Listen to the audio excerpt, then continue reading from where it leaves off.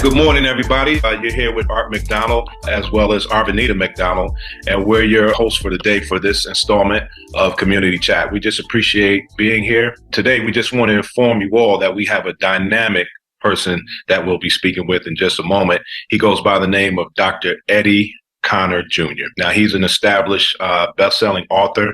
He's a motivational speaker, just an all-around dynamic person. So at this moment, I want to just have my wife say hello. Oh, I thought you forgot about me. Hello, good morning, Tri-State. Arvinita here. So glad to be here this morning. Hope you're doing okay on this wonderful Saturday morning. All right. Now that we got that out the way. All right. Now, so without further ado, we just want to introduce you all to Dr. Eddie Connor Jr. How are you doing, bro? Wonderful, wonderful. Glad to be with you both this morning. Art and Arvinita, I love it. The double A. Yeah. Glad to be sharing with you both today. Yeah, well, we're definitely pleased. It's just a joy to have someone like you just here with us, man, to share some of the things that you've been through and to give some moments of inspiration and some words of wisdom to us all. So we definitely appreciate you taking the time out for this morning. Absolutely. Glad to be invited.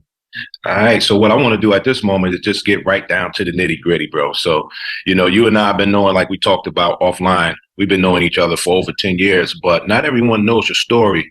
So I just want you to kind of talk about what got you on the journey that you're on today. How did you get started with what you're doing now? Yeah, I mean, bro, we go back like car seats. We go back all the way back to the D, the 313. What up, though?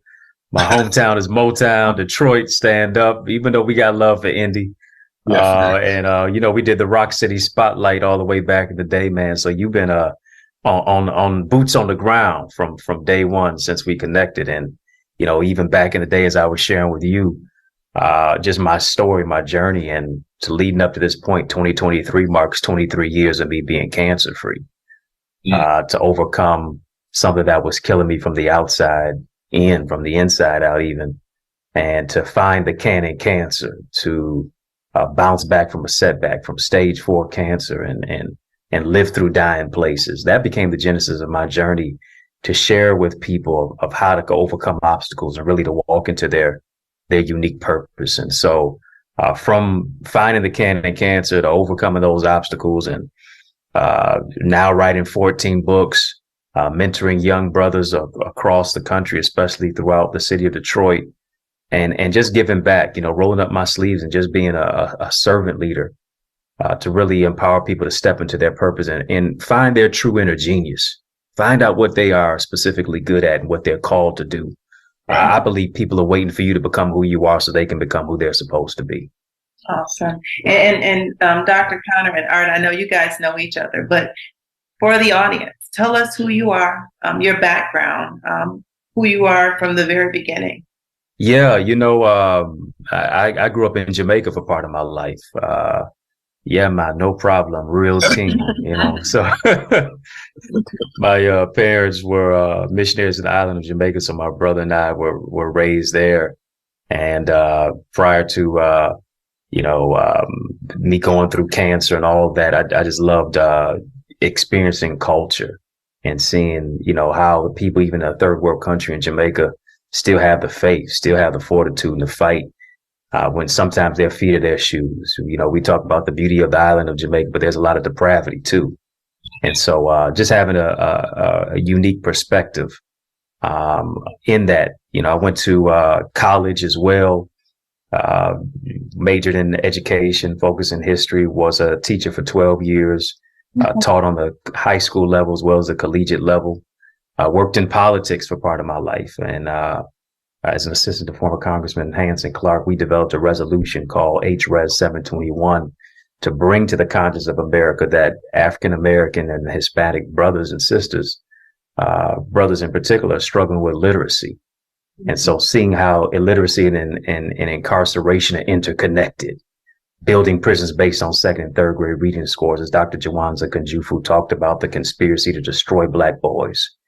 Little did we know, crafting it in about 2010, 2011, that Obama would pick it up, former President Obama would pick it up and use that language that we used as a basis to develop the My Brother's Keeper initiative. Right. And so that landscape and you doing that work on the ground really helped me to catapult what I do to the next level. And in the midst of all that, writing books, I've just, as of last year, released my 14th book, The Mask of Masculinity, How to Reclaim Your Identity, Lead and Love of Vulnerability. And so just the empowerment and inspiration and pushing people into their purpose is what it's all about.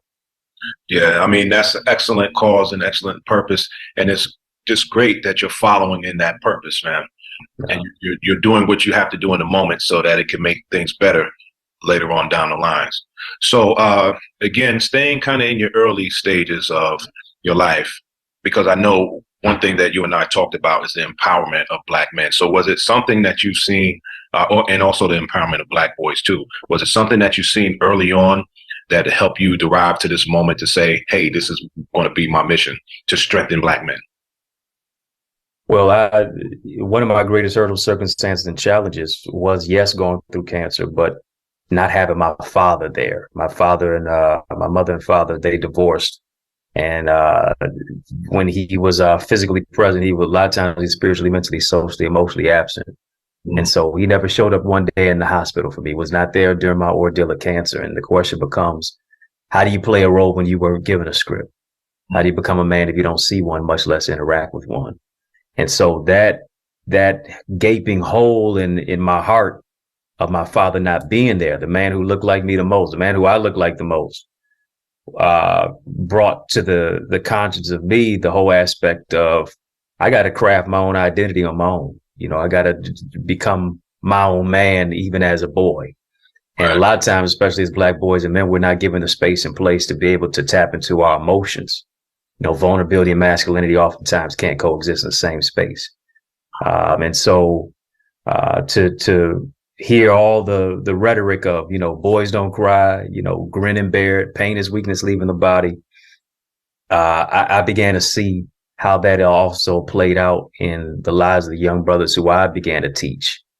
And I said, hey, you know what? This is me mentoring, me giving back, me speaking into the lives of other young brothers is an opportunity for me to speak to my 13, 14, 15-year-old self when my father wasn't there.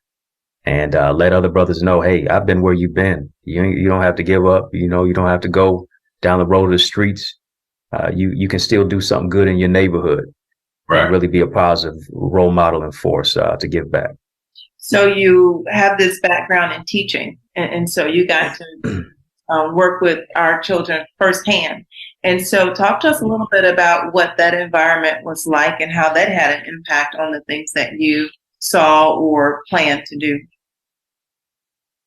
Yeah, you know, I believe formal education will make you a living, self-education will make you a fortune. And being oftentimes a teacher who oftentimes you don't see many Black men in the classroom. Only 2% of Black men in the United States are teachers. And so oftentimes our young people go through, you know, intermediate education and never see a Black male represented in the classroom. And so to be a formidable force and to deal with, yes, the emotional issues that many of our young people are going through, single parent homes, and in many cases being a father figure. You're wearing so many hats in the classroom. You're being a counselor, you're being a psychologist, you're being a big brother, you know, you being the OG to them, you know, you being that mentor to them. And it's about rhetoric, it's about relationships before rhetoric. I always had that mindset of, let me speak the language of the people I'm talking to. And I was listening to the music they were listening to. Right. You know, so I teach from a level of bringing in the hip hop, bringing in the sports, bringing in the entertainment, all of that, speaking their language, but also getting them to buy into who it is that they are and to see the bigger picture of where they want to be in the future. Vision is purpose in pictures. And so I wanted them to grasp a vision of their life and not let school use them, but they use school. Right. And be able to play the game to get a great education. Right. Well, there's something right there that you said that I do want to highlight a little bit more before we go into our first break. And that was when you talked about the relationship, you know, just being able to have the relationship over the rhetoric.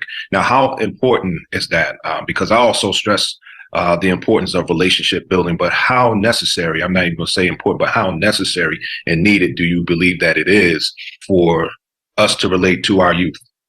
Yeah, I think it's important. Tabitha Smiley said, young people like Kodak film, all they need is development and exposure. And so I think beyond just exposing them to athletics, entertainments, throwing a football, bouncing a basketball, being a rapper, if they have those dreams, that's cool. But let's make sure that education is there. And so I think we got to expose them to the fact that the first time they meet a judge should not be when they're being sentenced. First time that they meet a police officer should not be when they're getting handcuffed. Right. Or the first time that they connect with a lawyer is not when they need somebody to defend them for being for an alleged crime. So I think that whole aspect of exposure, meeting them where they are, but also showing them it's another level. It's levels to this, as they say. Right. And so showing them how to get to that next level and bringing in, even I would always bring in other brothers and sisters in the community into my classroom who are doing something great. Yeah, we bring in the cosmetologist, but we also bring in the person who is a career individual who's doing great things in the community. Showing them a diversity to where we're not monolithic. We're a diverse type of people. Right. So I think that's important. Eddie, it's funny. I'm a principal here at one of our elementary schools, and I too believe in exposure because you don't know what you don't know. And if we don't begin to show them different things, that are out there, they won't know or even know to aspire to those things. So I agree with you 100%. I know we have to stop for a commercial break. So let's do that and we'll come back and continue the conversation. This is Arden Arvanita with WEOA 98.5 Community Chat, and we'll be right back. When it's time for an adventure on the open highway, one quick call to American Family Insurance gets you headed in the right direction. Our travel peace of mind package is there if you encounter a bump in the road. From roadside assistance to rental car coverage, we have you covered. Find a local agent or get a quote at amfam.com. American Family Insurance. American Family Mutual Insurance Company, SI, and its operating companies, 6000 American Parkway, Madison, Wisconsin. In 1958, the world was introduced to Buddy Guy. I sit and cry and sing the blues. Don't miss the legend live. You're damn right, I got the blues. The Damn Right Farewell Tour. Special guest Eric Gales and Ali Venable. February 26th, the Victory Theater. Tickets are on sale now at Ford Center Ticket Office and Ticketmaster.com. Buddy Guy, live. Are you waiting for your tax refund to get into that vehicle you need? I've got great news. When it comes to buying cars, go to Andrews Auto Sales, where your job is your credit. Your job is your credit. Yes, you'll always be approved down at Andrews Auto Sales, where your job is your credit. Your job is your credit. Bring in your W-2s and we will file your tax refund for you and get you into a vehicle for as low as $100 down. That still includes the Andrews Protection Plan, which is 12 months or 12,000 miles of protection for your peace of mind.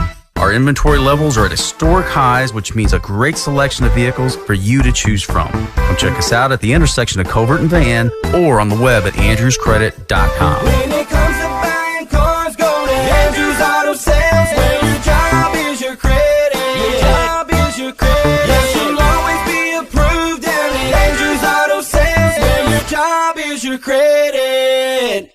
Running the game. The leaders of the hip-hop generation. The Baker Boys Hip-Hop Master Mix. Oh yeah, tune in. We got that Drake and 21 Sav, Circle Loco. Also, we got some Burna Boy, Big Sean with a flashback and more. That's right. It's the hottest mix show on the planet. The Baker Boys Hip-Hop Master Mix. Don't miss it. The Baker Boys Hip-Hop Master Mix.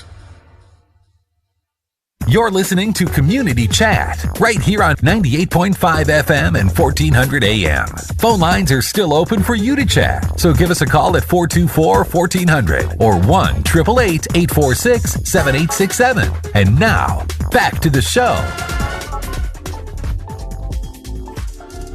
We're back with Community Chat. This is Arden Arvanita, and we are here with Dr. Eddie Connor. All right. Thanks again, Eddie, for being here with us. We're just going to continue the conversation. Yeah. And so I want to bring us back to a point in the first segment about the absentee father. I know we kind of talked about it, but I want to go into it a little bit more because I think our fathers, especially as Black men, we play a major role in the child's development, in our children's lives.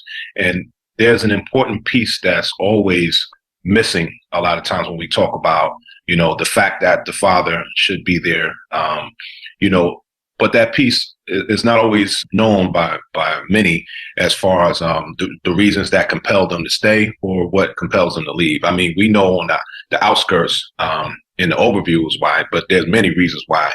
But, just to kind of go back into it, because the father is what you said earlier, is what we kind of mirror ourselves after as young Black men. So if you don't mind, let's talk about that a little bit more, because I know at the end of your name, there's the junior there. Right. Yeah. Oh, no, I believe the father is the architect of the family and is the foundational element of the family. And we know even throughout society, especially in the Black community, systemic oppression, how the slant was always to remove the Black man from the family. Right. And we see it's a divide and conquer aspect. Because that father brings protection, that father brings provision, that father brings correction. And oftentimes we're seeing as the family goes, so goes the community. Right. And I think it is, very, very important for me, especially with my father not being there. I had father wounds to where I'm grateful that even positive male mentors stepped into my life to help me and to rear me and to give me the training and talk to me about business and what it takes to really be a man. I define a man as mature, assertive nurturer, being mature enough to take a responsibility. There's no respectability without responsibility. To be assertive, to have a backbone, to also be a nurturer, to tap into your vulnerability as well as your identity, to be able to lead with love. Even the fathers that are even in the home, statistically, the average father spends only 7 minutes a day with his child. So to really look at all the ramifications of it and the importance of the male presence in the home, but also in the child's life, even if he is out of the home. Right. Visitation, all of those things, I think is important to get back to that and that blueprint. And I think these are the old school values that have to be brought into a new school generation of prioritizing the family. Yeah. Right. Dr. Connor, I just wanted to jump in because I agree with all of that. But then we know the reality is that a lot of times our families are without fathers. They're without those strong, positive, and I'm going to say positive because sometimes they're there, but they're not positive, but strong, positive family, the male role models.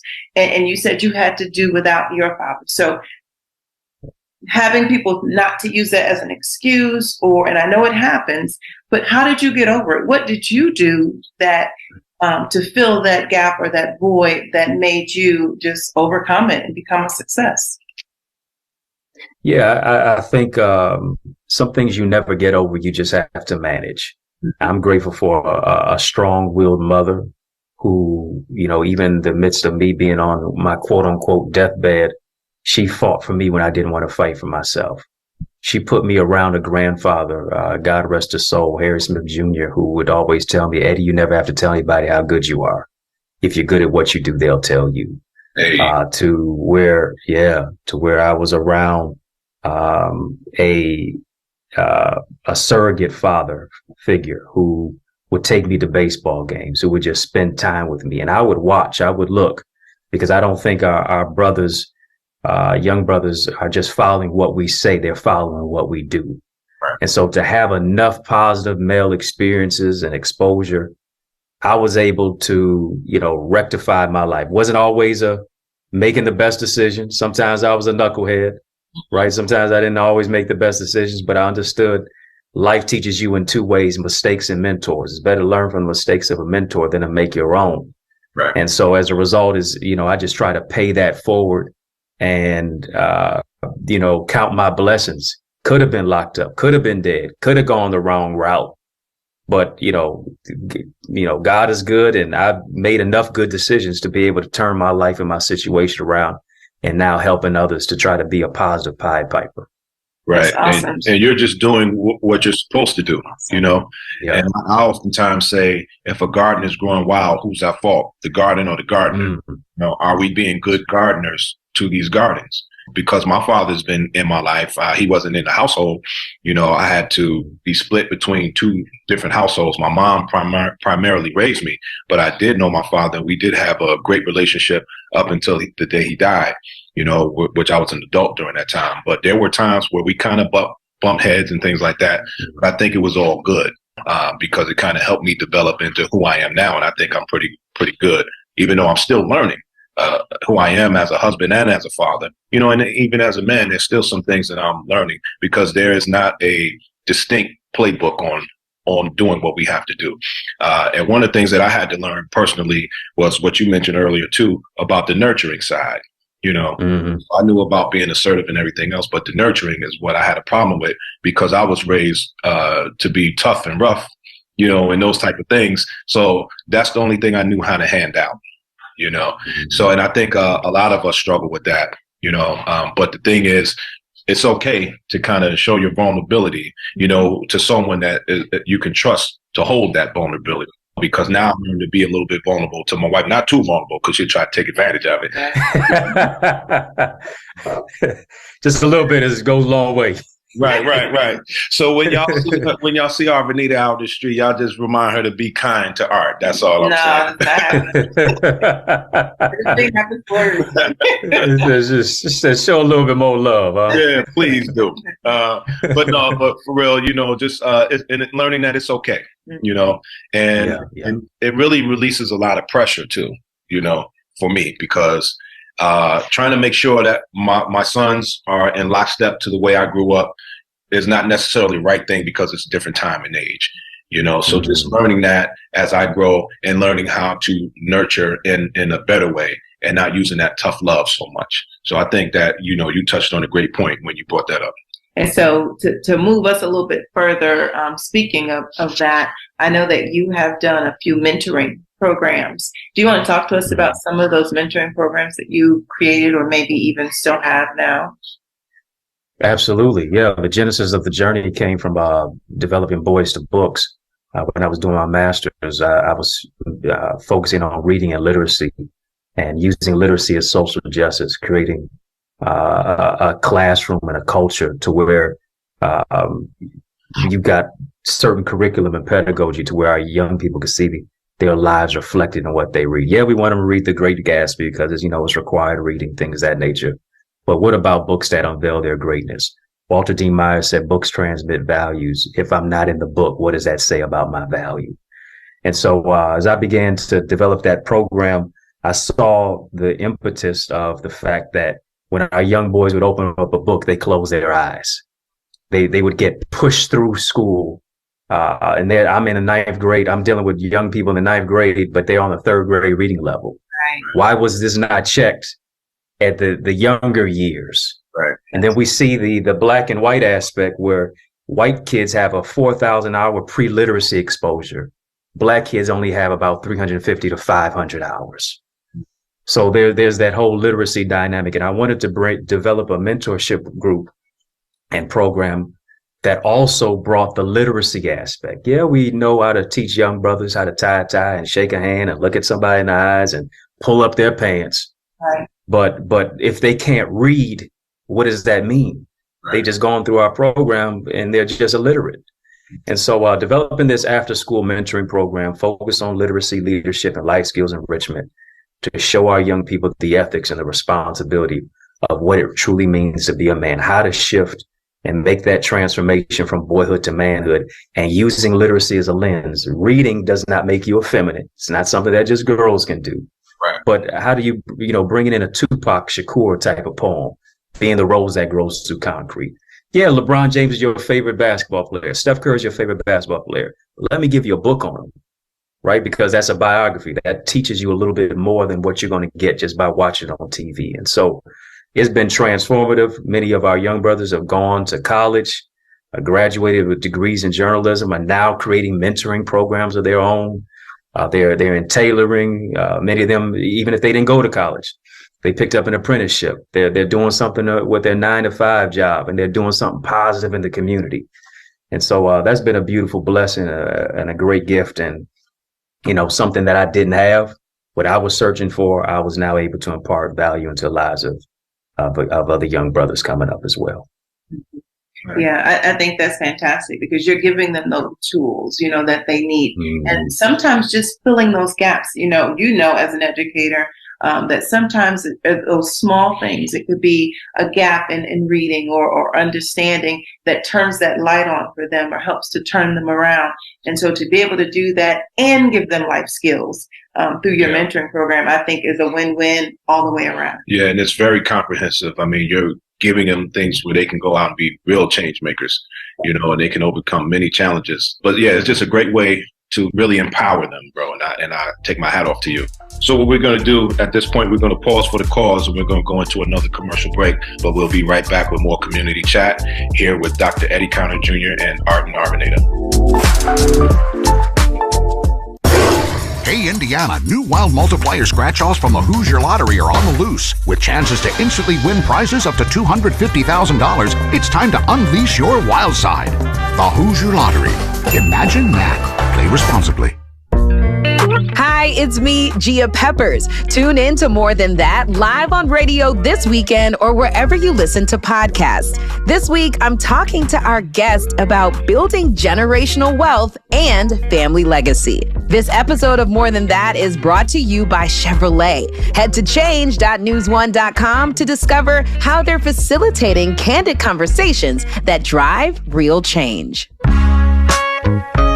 There was no inspiration that made me want to get into, building businesses. It was two things. One, fear, right? So most people have fear of snakes and spiders and mice and whatever. My fear was being broke. That's always been my fear. And not because of myself, because I have so many people relying on me. So that was my biggest fear. My second thing was I would always see my favorite celebrity back then going broke. They repossessed their car, or they would foreclose on their home. And I never wanted to be that. I never wanted to be the guy that made money and spent money and bought all these things, and then you look back at his life and then he died with nothing or died losing his stuff. Legacy simply means that you outlive your life.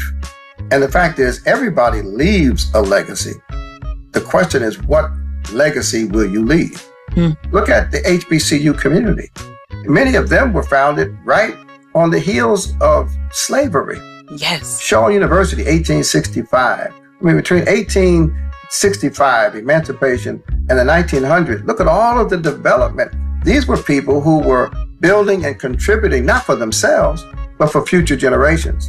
And my concern is, what will the generation 50 years from now say about this moment in time? What will they say about us in terms of how they benefited from this generation? So that's legacy. That's what legacy is. Hello, this is Dr. Artrell Harris from Kansas City, and I listen to the Word 120 at 8:20 a.m. weekdays on WEOA 98.5 FM. You're listening to Community Chat right here on 98.5 FM and 1400 AM. Phone lines are still open for you to chat, so give us a call at 424-1400 or 1-888-846-7867. And now, back to the show. All right, we're back this Saturday morning with Community Chat. We just appreciate you all taking the time out to listen to us. And right now, we have the pleasure of speaking to Dr. Eddie Conner Jr. And so what we're going to do is just get right back into it. We don't want to waste any more time because he has a ton of information that we can find very useful. So Dr. Conner, you mentioned earlier that you have about 14 books that you've written, yes? Yes, indeed. Yes, indeed. All right, so let me ask you this. So out of the 14 books, which one is your baby, the one that you love doing the most? Ooh, that is a tough one. I have to say it's probably my first one and my latest one. If I was Tom Brady, I'd say my favorite book is my next one. As he would say, his favorite Super Bowl is his next Super Bowl. Right. But I would say my first one, because I never wanted to be a writer in the first place. I literally wrote my first book with $1 and a dream to my name in a dorm room at Eastern Michigan University. with the nudging of my mother telling me to write my story. And I was really hesitant and negligent to do so because I didn't want to talk about what I had been through. I didn't want to talk about absentee father. Didn't want to talk about going through cancer. And I decided to do it. And as I discovered, as I was writing, I was healing. Writing became therapeutic for me. You know, I was really tapping into the bitterness that I had toward my father and other people who I thought were praying for me, but literally prayed on me, sitting on the sideline expecting my demise, who gave up on me. And I began to forgive them. You know, you can't really live until you forgive. Mm-hmm. And I addressed the whole root of what I had gone through with cancer and the enormity of the situation that was so tough to me that I started finding freedom from the negativity of what I experienced. And of course, after you write one, everybody's asking you when the second one coming. And, you know, I fell in love with the writing process. And it really just became a therapeutic element for me. And hey, I mean, I'm now on book number 14. I've written on topics about faith, about identity, about discovering your gift, about the Black woman and the beauty of the Black woman, how we must celebrate her. Calm down. Yeah. Yeah. He also wrote a book called Wife too. So yeah. Yeah. So, you know, written on a diversity of topics. And, you know, I never would have thought I'd be a writer, much less be a speaker, much less written 14 books now. And you know, life is funny. And, you know, you just start something here one day and it begins to blossom and it begins to bloom. So, So Dr. Connor, what's the name of your first book? Finding the Can in Cancer. Okay. Yeah, Finding the Can in Cancer. And so that was the first one. All of my books are available on Amazon as well as my website, eddieconnor.com, EDDIECONNOR.com. And then my latest one, as I was saying, is The Mask of Masculinity. Yeah. How to reclaim your identity, lead in love with vulnerability. And that really looks at the whole aspect of us as men in America, men just in the world in general.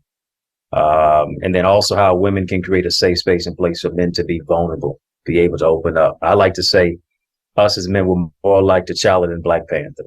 We're more like Clark Kent than Superman. We're more like David Banner than the Hulk. It's not just our caricature. It's really our character that we have to tap into. And we're wearing the cape all the time, but oftentimes the cape becomes a chokehold. Right. And until we free ourselves from the angst and the vestiges of our past, we'll never walk into a place of victory. And we do that through vulnerability. It is a lot of pressure wearing that cape. When I get in my safe space, I'm happy to take it off. Mm-hmm. This allows me to have peace in my life. And, you know, I appreciate peace now that I'm getting a little older. You ain't lying. Right.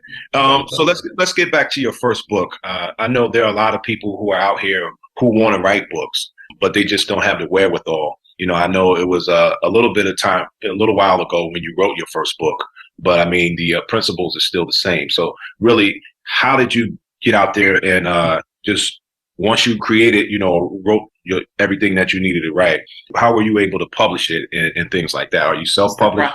Yeah, the whole process of it. Yeah, I think for me, it started with mindset. You know, a lot of times we're dealing with self-limiting beliefs. We're dealing with imposter syndrome, all the reasons why we can't. And when we believe and imbibe the fact that we can't, we won't. But if we start to say, hey, I can, I will, I must, and creating some boundaries, creating a blueprint of, okay, today I'm going to write for 15 minutes. You know, I'm going to continue to be not just motivated, but also determined to create a schedule for yourself so that you hold yourself accountable.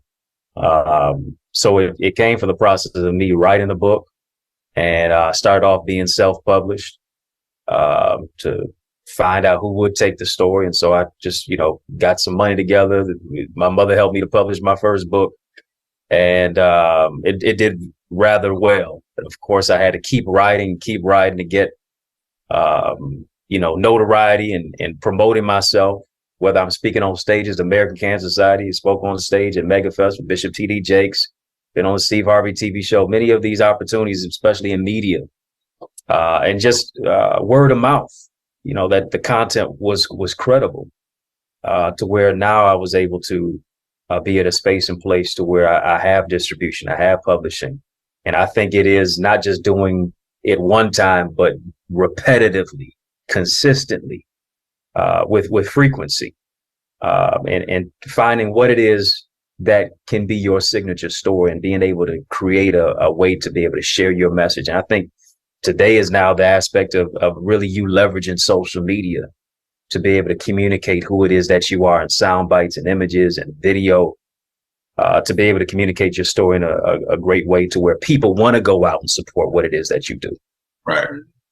Yeah, and it just makes a big difference. I think about our younger generation now, where when you talk about writing books or telling stories, there's so many different avenues, from the books to now you have, blogs and podcasts. And I mean, there are so many ways that you can really get your story out.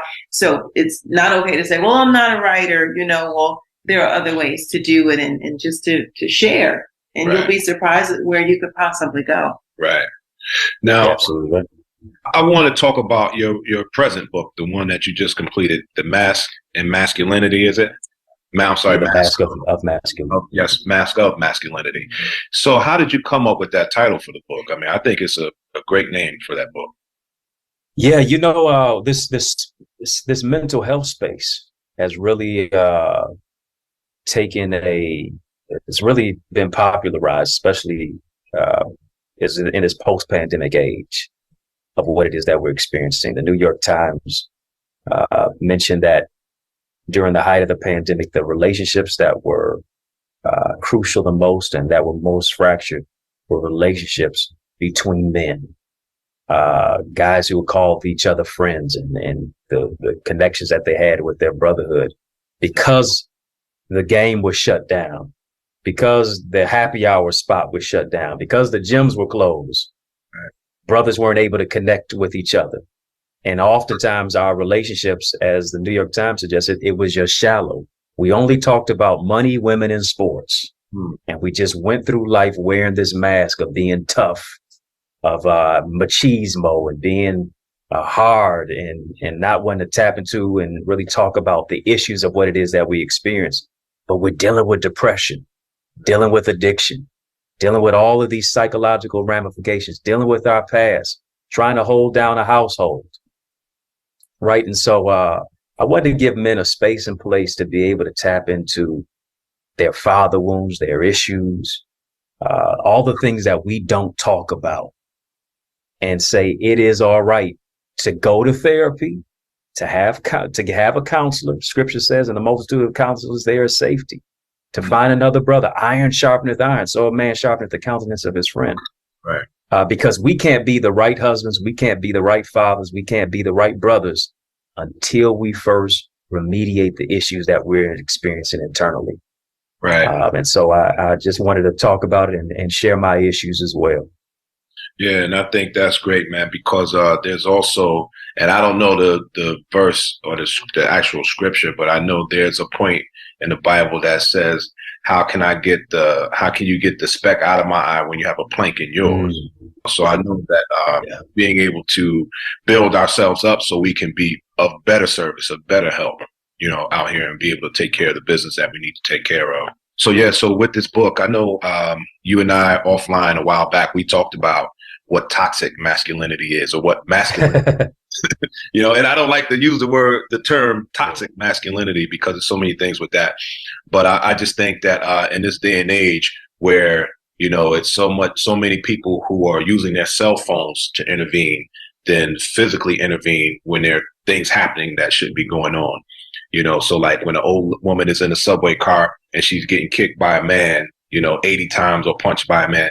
I think in those cases, and this is just my personal opinion, I just think in those cases, someone should step in, and say, okay, well, let's not have that. Let's stop that, and intervene instead of just reporting it. Yeah, instead of just, everybody's out there. Yeah, everybody's out there with their cell phone, and then they want to be the first to post it while this person is getting kicked 20 more, 30 more times. You know what I mean? So that's some of the things that I'm struggling with. And I think that in that case, and again, don't beat me up, y'all, this is just my personal opinion, I think something similar to a toxic masculinity would be beneficial in that case, because we need some of that machismo in some individuals to step in and say, no, we're not going to let this happen. I'm going to get the book, and I'm going to see how I can apply it to myself, and grow from there. And Dr. Conner, I see that on your website, there's an opportunity to get a signed copy of your book. So Art and I would like to gift your books to some of our listeners. So if we can get with you afterwards, we'd like to provide a signed copy of Finding the Canon, the Cancer, and the Mask of Masculinity to two of our listeners. So you guys reach out to WEOA, call the station, and the first two people to reach out, we'll definitely make sure you get the signed copies of Dr. Conner's book. Yeah. And I think at this point, it's time for another break. All right, so we'll be right back with Community Chat.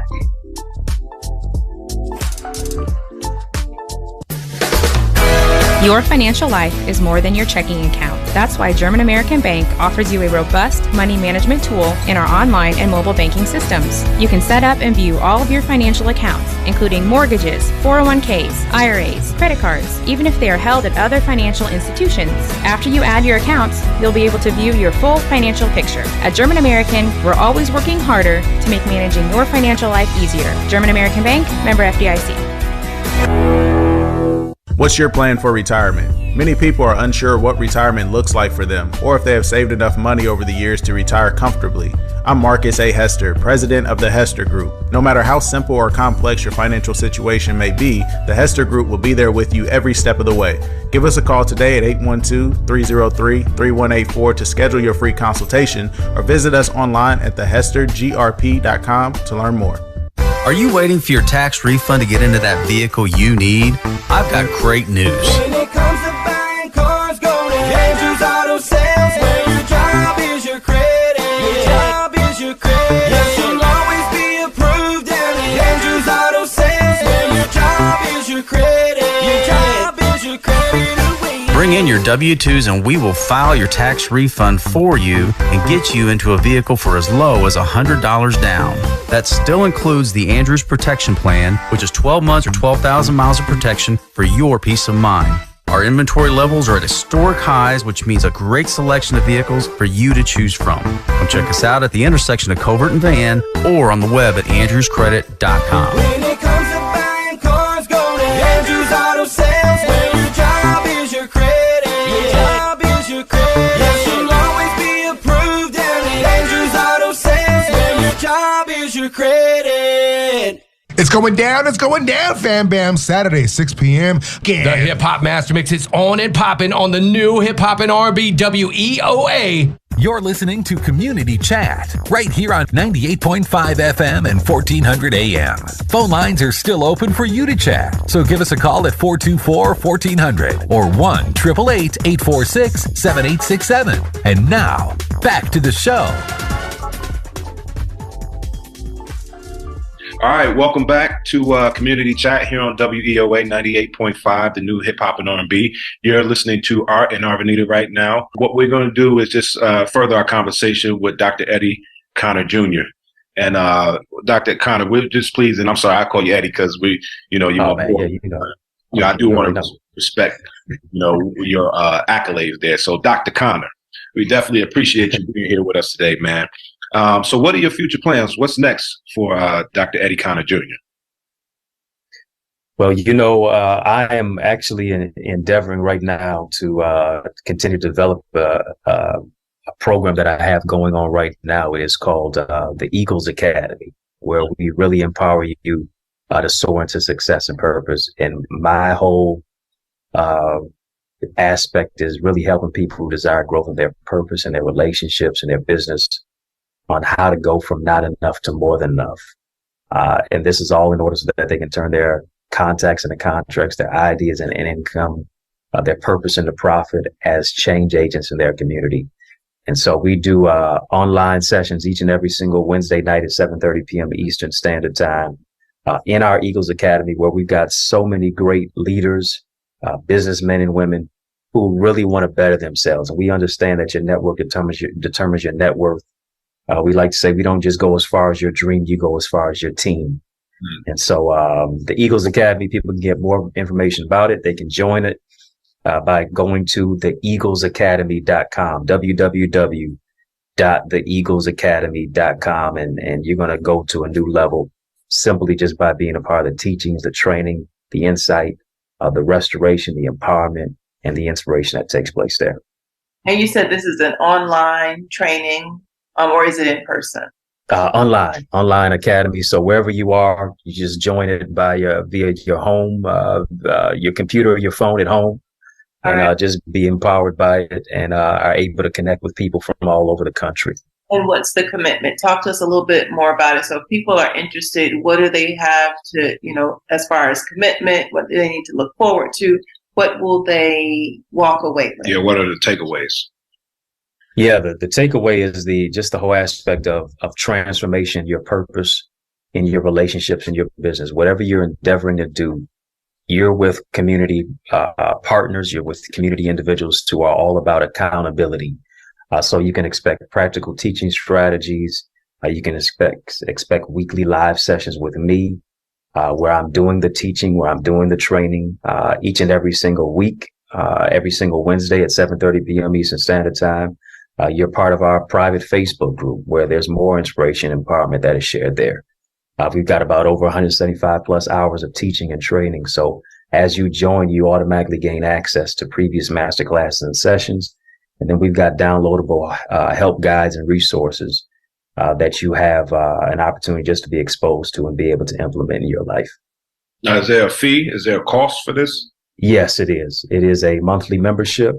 It's a value of $997. So I can't charge $1 million, but right now it's at an introductory going rate of just $47 a month.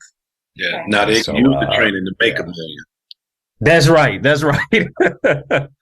They could, who knows? You may become that next millionaire. Yeah. But it valued at $997, but it's only for $47 a month. For those who are listening who intend to join.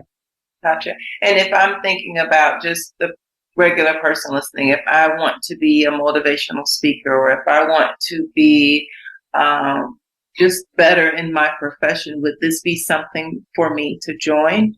Yeah, I'm so glad that you asked, because we've done a 3-week series on communication, the art of communication. How to perfect your message. What is your signature story? How to become a better communicator and speaker on any level or any platform, whether you're a pastor, whether you're a professor, whether you're just a regular person. So that's all a part in our video portal, where people have access to one of those previous master classes in that series that they'll be able to have access to. So we teach on those intangibles as well. Okay. All right. And so one more time, give us the website again. Yes. www.theeaglesacademy.com. Yeah. And listening audience, when you go to the website, you just scroll down a little bit, you'll be able to see it. And you'll see a picture of Dr. Connor, and he's wearing the bust down rollie on it. But yeah. Add a little flair to it. Yeah, there we go. So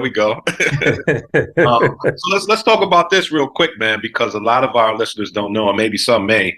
But your brother is Elijah Connor, who is a well-known singer, who's a well-known artist out here, and he was on a show. What was that show? The Voice, was it? The Four. The Four. Yeah. His brother Elijah is infamous for having that stare down with Diddy that turned into a meme. That went viral. So let me ask you this, Eddie. So what was your thought when you saw that happening, or when you heard about it? I thought it was probably the quietest 60 seconds in TV history. When you got Diddy and my brother Elijah, they locking eyes, and they gonna see who turns away first. My brother being from the D, we got that determination. We not relenting to anybody. Right. And so, I said I was on the phone with him at that time, and this is before, it really caught fire. I said, "Oh, this is going to go viral." Yeah. And within a few days, that became a meme. So to be able to cut through all that social media noise and to still, see it on your timeline, you're scrolling on Facebook or Twitter or Instagram, and you see that meme when it's a hot issue out or whatever the case may be.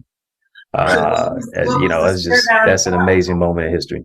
What was it about? Do you know? Why were they staring each other?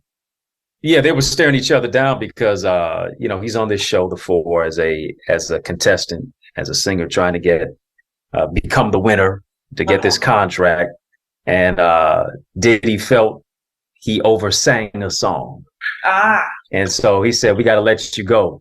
And my brother like, "Man, I'm from Detroit. You got to let me go." And Diddy took off his glasses, pulled them down, and my brother just stared at him, and Diddy stared back at him.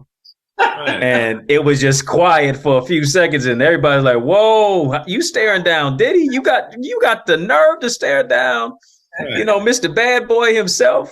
Can't stop, won't stop. Right. Take that." That's because ain't nobody coming to see you, Otis. Right. Nobody coming to see you, Otis. Right.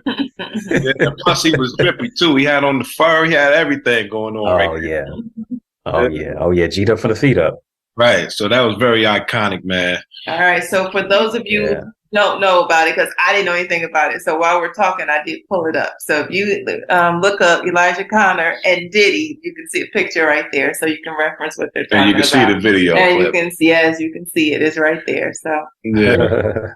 So let's talk about speaking engagements, because I'm trying to kind of circle back to what we talked about earlier to try to get you down here. Come to Evansville. I got to.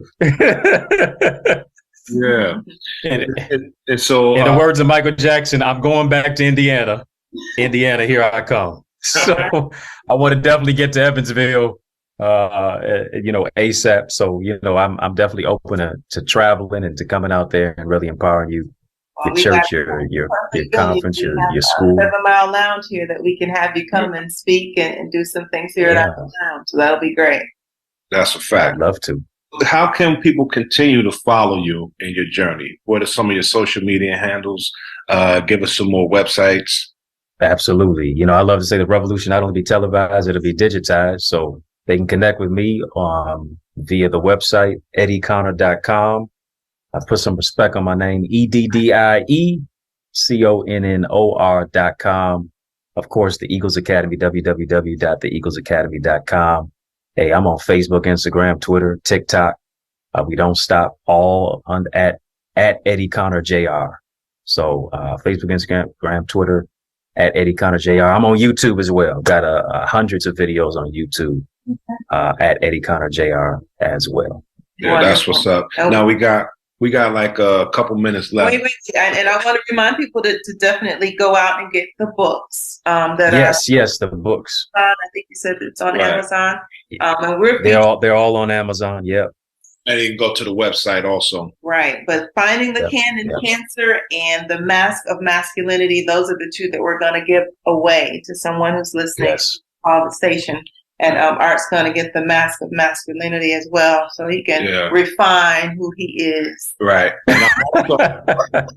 And like I was going to say, we got a couple minutes left, but I'm also wanting to let everybody know that I am going to get your book called Wife too, because I'm going to give it to my wife. To my wife. Oh, that's why I'm not nice to him. See? No. See, the real. Here we go. It's been a companion read for a lot of people. I'm seeing a lot of been the husbands and wives reading it together. So, well, that's why my acronym for wife. Yeah, wisely inspired, faithfully empowered. I like the acronym. Yeah. So, what compelled you, in a few words, what compelled you to actually put that book out? People kept asking me, when am I going to get a wife? So they ask me, when am I going to get married, as if I'm unemployed looking for a job.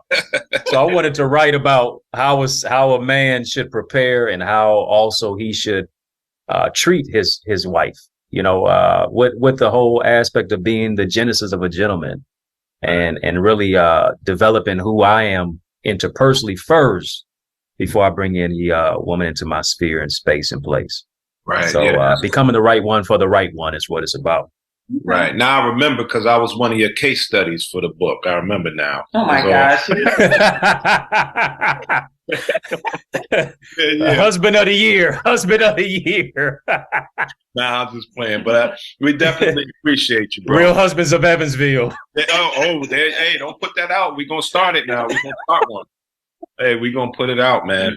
But we thank you, man, for just chopping it up with us, man. We definitely appreciate you. And then sharing your life story and, just giving us some notes and some tips and things like that to do a little bit better, bro. So we definitely appreciate you, man. Thank you very much. We appreciate the conversation, and we will continue this when you come back. Come to Evansville. Come visit us. Oh, yes. I appreciate you both. Thank you so much for the opportunity.